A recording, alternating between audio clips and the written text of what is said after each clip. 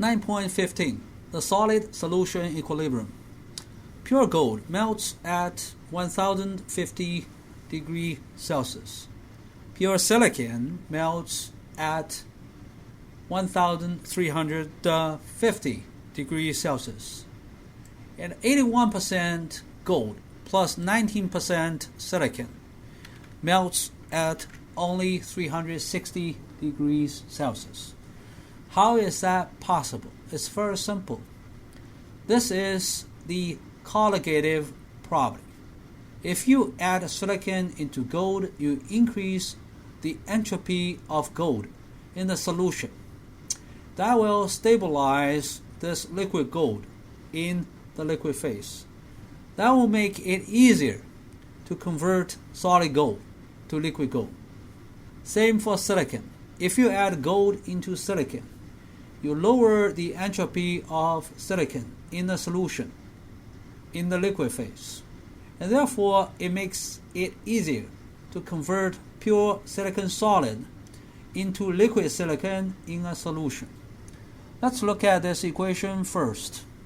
1 over the melting point of gold in a solution is equal to 1 over the melting point of pure gold minus this R times the logarithm of the mole fraction of gold in the solution of the liquid phase divided by the enthalpy of fusion of gold. So this is a constant, this is a constant.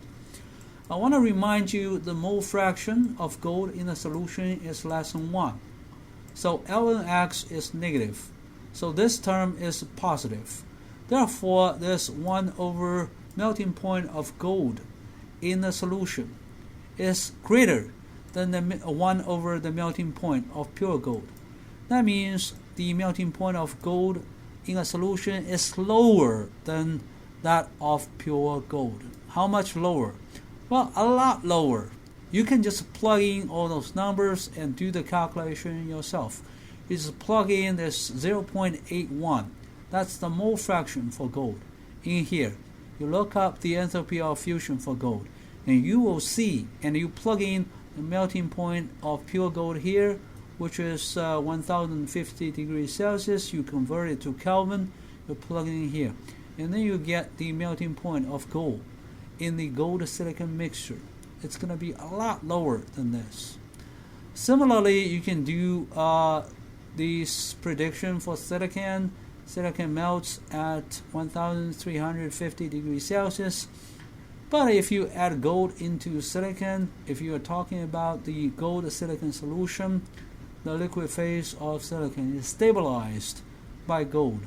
It can be anything else. It's a colligative property. The goal is to just to increase the entropy of liquid silicon. When the entropy of the liquid silicon is increased, its chemical potential is decreased. The liquid phase is stabilized. It's easier to convert pure silicon solid into liquid silicon in a solution. So that's why the melting point decreases. Again, you just need to look up the enthalpy of fusion for silicon, and you plug in the mole fraction of silicon here, 19%, or more accurately 18.6% in here. And then you plug in the melting point of pure silicon. You will get the new melting point of silicon right here, 360 degrees Celsius. All right. Enough about this. Let's do some more qualitative analysis.